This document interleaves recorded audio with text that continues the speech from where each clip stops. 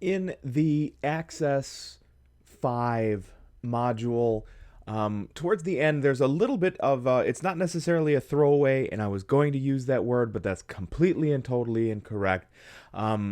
There's just one little sample of what we call, and I want to get this completely right for you, it is AC5-20, the building summary queries portion of the Chapter 5 module.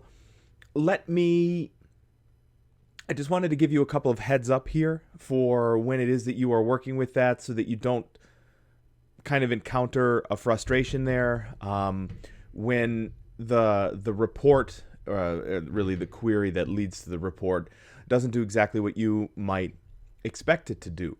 The big aha or the big gotcha or the big like crux of how it is that the summary query works is each one of each one of the rows that you build in your query is actually going to be comprised of data from a bunch of different places.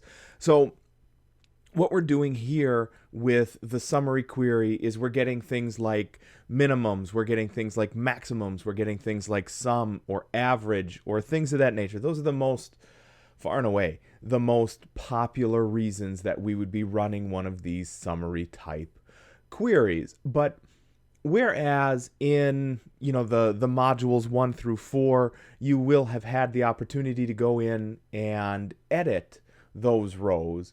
Here in the summary query, you cannot do that. And the reason is because I think that's correct. The reason is that though you see one number being generated there, that really represents data from, potentially hosts of other tables, from hosts of other queries even that can be run and run and run into that one specific summary query that you're looking at there.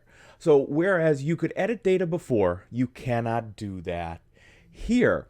So the summary query brings together grouped records. So it's not necessarily just one. It doesn't mean it has to be grouped, but the examples that you're going to see are from grouped records. So that means they are not editable in the traditional fashion that you have seen it to date, because you can't edit it, because it's the resultant of math. It's the resultant of, building those relationships over the queries and getting the resultant back of running those queries. And it's not so simple as just simply being able to change it. So we're already starting to see less and less and less superficial query types as we go through.